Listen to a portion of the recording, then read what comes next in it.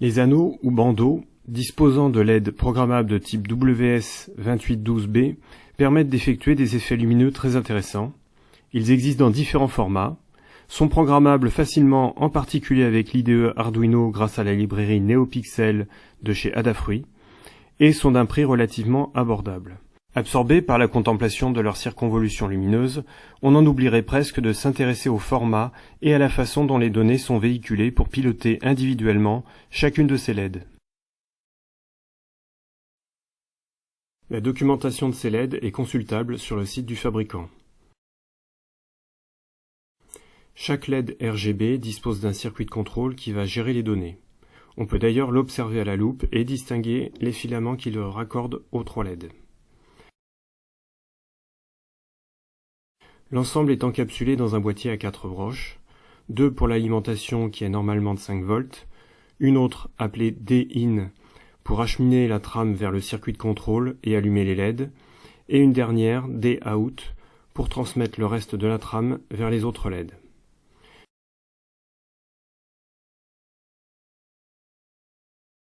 Suivent les caractéristiques électriques des LED, longueur d'onde, intensité lumineuse et tension de seuil. Puis, l'allure des signaux de commande et les durées associées. La fréquence des signaux de commande doit être de 800 kHz et donc leur période de 1,25 microsecondes. La transmission d'un 0 est caractérisée par une durée à l'état haut de 0,35 microsecondes. Elle sera de 0,9 microsecondes pour la transmission d'un 1. Il existe également un signal appelé code de reset qui doit faire au moins 50 microsecondes. Il sera envoyé entre chaque cycle d'affichage ou de rafraîchissement des LED.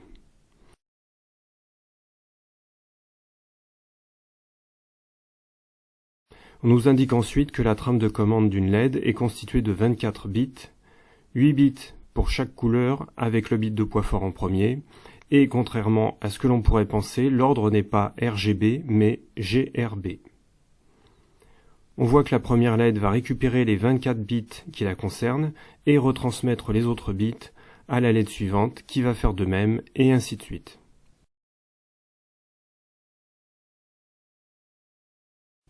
La dernière page illustre la mise en cascade des LED et leur découplage individuel par un condensateur de 10 nanofarad. Revenons à la présentation du circuit. On nous indique que le protocole de transfert des données se fait sur un fil en mode NZR.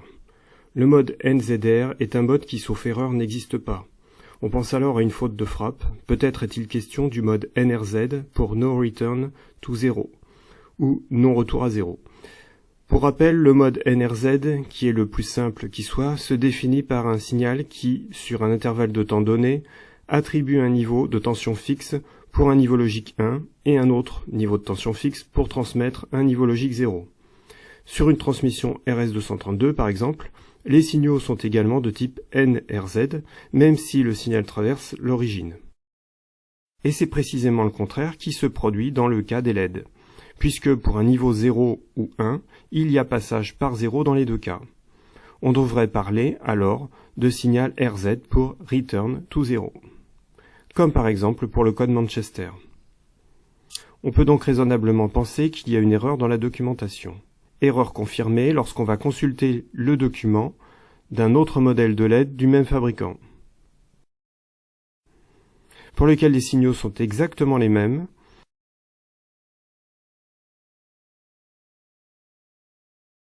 mais cette fois la description nous indique bien un protocole de transmission de type RZ.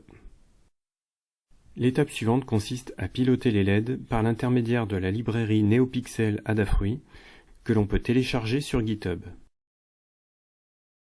en l'ajoutant par l'intermédiaire de son fichier zip.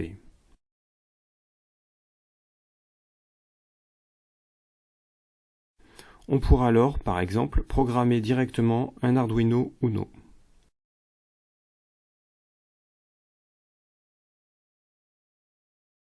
On peut aussi choisir de piloter les LED par l'intermédiaire d'un microcontrôleur plus petit, tel que l'ATtiny 84, boîtier à 14 broches, ou plus petit encore, l'ATtiny 85 à 8 broches. Outre le fait qu'il faudra ajouter les librairies permettant de compiler les programmes pour ce type de circuit, il faudra également être à même de les programmer. Dans ce cas, on pourra utiliser l'Arduino Uno comme interface de programmation. Pour cela, il faut la programmer avec le fichier ISP pour In-System Programmer, qui permet d'utiliser le bus SPI pour programmer un circuit extérieur.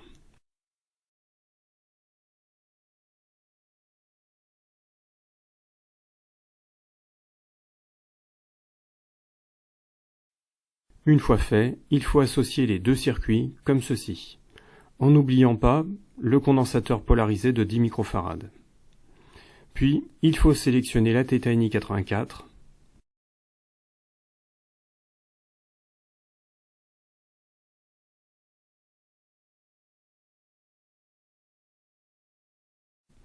et définir la programmation en Arduino as ISP.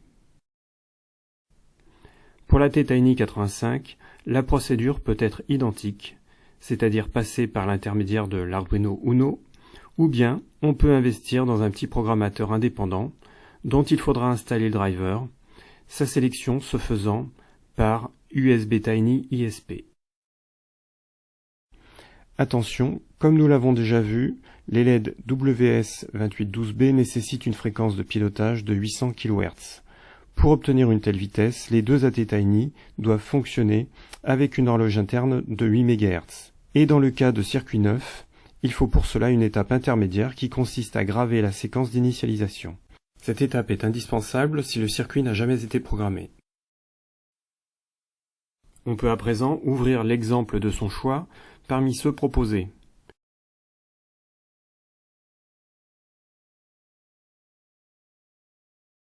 Adapter la broche de sortie au microcontrôleur utilisé, ainsi que le nombre de LED à piloter en série. Puis programmer. Dans ce qui suit, je suis parti du programme appelé simple et l'ai modifié pour qu'il commande régulièrement les 3 premières LED avec de faibles intensités toutes différentes.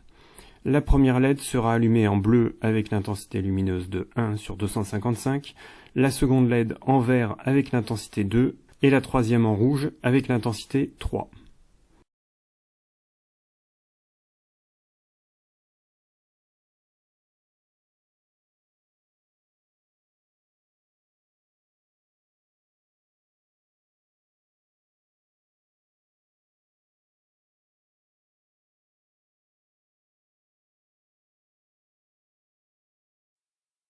Examinons des captures de trame relevées avec un oscilloscope pour vérifier les durées indiquées dans la documentation. Pour 3 sources de pilotage différentes, nous allons relever la période du signal, sa durée à l'état haut pour un 0 transmis et pour un 1 transmis. Voici les relevés effectués pour une carte Arduino Uno. Ceux relevés avec un ATtiny 84 et avec un ATtiny 85. Voici une synthèse de ces résultats. On observe qu'aucun signal ne coïncide parfaitement avec les valeurs typiques de la documentation, mais le constructeur autorise une tolérance de plus ou moins 150 nanosecondes qui est respectée dans les 3 situations. À noter qu'un nano-ordinateur comme un Raspberry Pi n'est pas conseillé pour piloter ce type de LED, car il lui est difficile de respecter ces durées tout en faisant fonctionner son système d'exploitation.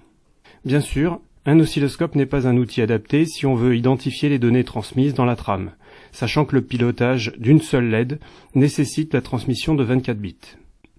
Pour mieux s'en convaincre, voici la capture d'un zoom sur une trame.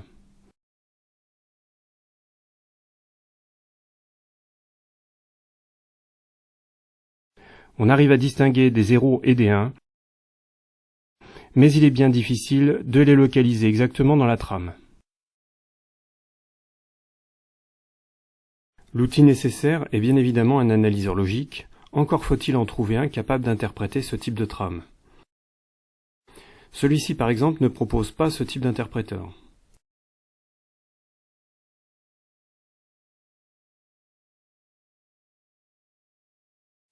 Cet autre propose bien un interpréteur appelé Addressable LED asynchrone.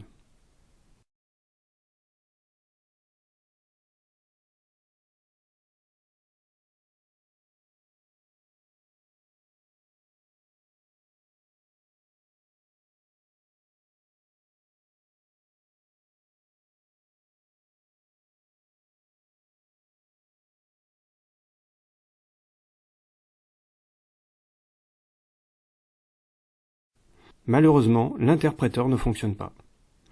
Renseignements pris auprès de l'entreprise, qui échange très facilement et rapidement avec ses clients, on m'explique que leur protocole est très proche des valeurs théoriques, et donc si les durées réelles ne collent pas aux valeurs théoriques, l'interprétation échoue. D'où les relevés à l'oscilloscope effectués juste avant. Il s'agit d'une version bêta du logiciel, peut-être qu'à terme, cela fonctionnera mieux. Last but not least, je me tourne vers un analyseur de la série Icalogic et son logiciel Scana Studio.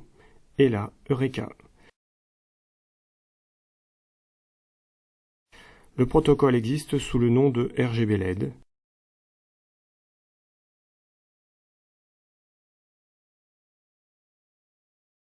Il est possible de choisir le modèle de LED. On peut affiner les durées de chacun des niveaux logiques et rentrer la tolérance associée.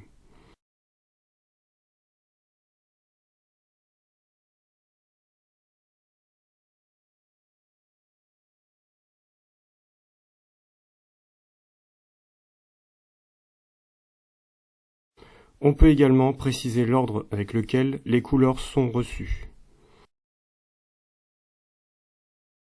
Il ne reste plus qu'à paramétrer le front de déclenchement avant de lancer la capture.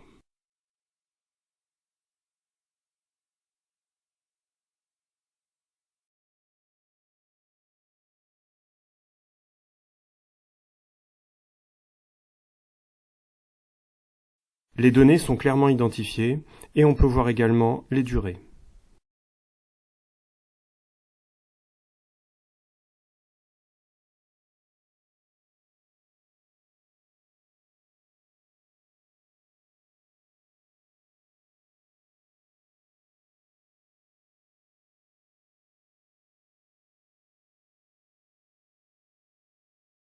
On peut même essayer de vérifier que chaque LED récupère bien les 3 octets qui la concernent avant de transmettre les données restantes à la suivante. Il faut pour cela souder avec beaucoup de précaution et une panne très fine quelques fils intermédiaires sur l'anneau de LED. Et voilà le résultat obtenu après quelques adaptations des durées de transmission d'un niveau 1 pour les LED 2 et 3.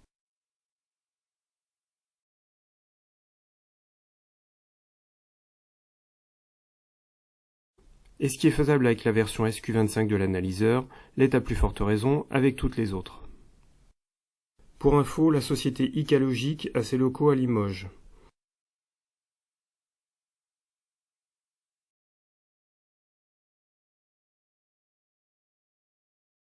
Les cartes sont conçues et fabriquées en France.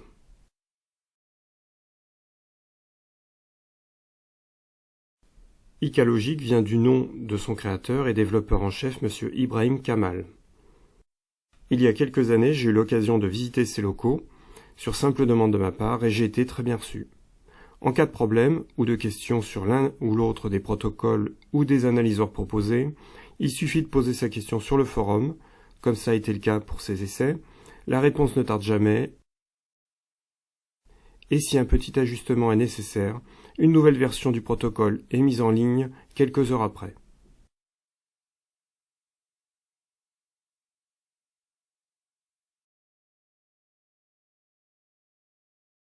Maintenant que l'on en sait davantage sur les WS2812B, leurs caractéristiques, la façon de les commander et d'identifier les données dans la trame, on peut y retourner.